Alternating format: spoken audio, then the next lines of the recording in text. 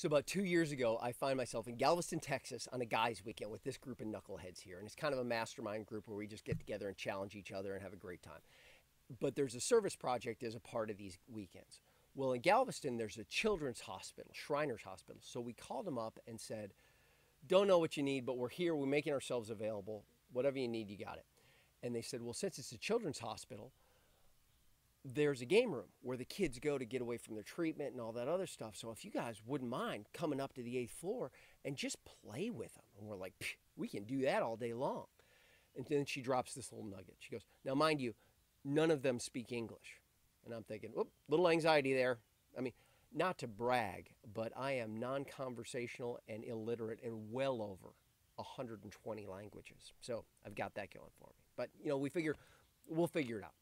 So we go to the hospital, and we're waiting for our escort to come down, and we're in the lobby. And at that time, I find out it's not just a children's hospital. I love kids. I've got 2 kids of my own. Hey, this will be great. It's one of the largest children's burn wards in the country, and that's who we're going to be playing with. And all of a sudden, I start getting in my head. Things just got a lot more complex. I've never dealt with the burn ward context, and these are children on top of this. Now I'm worried. I don't know if I can pull this off. I don't want to make things worse. If I get emotional and start breaking down because I'm projecting my kids and what I'm seeing, I don't know if I can succeed the way they need. So I'm starting to get in my head. And then the elevator doors open, and out walks an 11-ish year old kid to go talk to somebody at the front counter. My daughter at this time is about 11 years old. And this kid is recovering but is a full-on burn victim. Wearing gloves, but you can tell fingers down to the nubs. One leg gone. Hood over the head.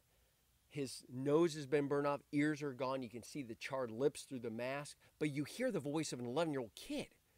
And it's unsettling. And I'm really worried that I'm going to be able to hold it together emotionally and play in this environment across language barriers, for crying out loud. Things got really complex, chaotic in my heart and my head.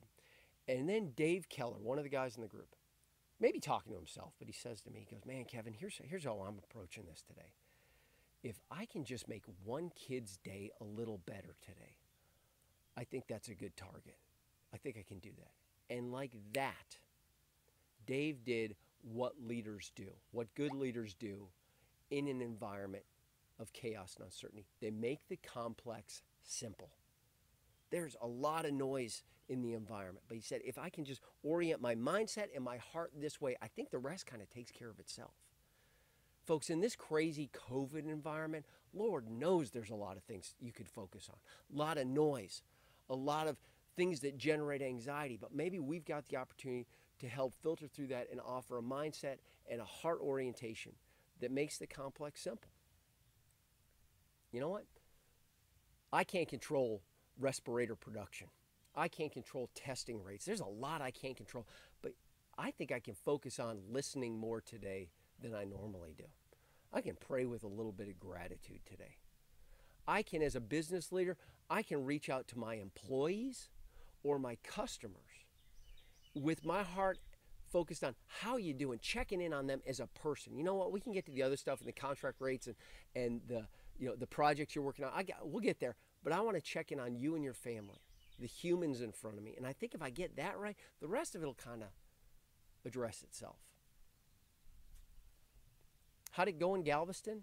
We went up to the 8th floor and we killed it, man. We crushed it. We had a blast, regardless of the language barriers. I'd go so far as to say it was mucho pollo. We focused on the person in front of us. Why? Because that's how we showed up, and we said, that's my target. I'm going to have a blast with this kid and figure out a way to do it. And maybe we move the needle in their life today. So let's try this on. Let's make the complex simple. Let's offer a mindset and a heart orientation that if we focus on this value, on this just approach, the rest will take care of itself.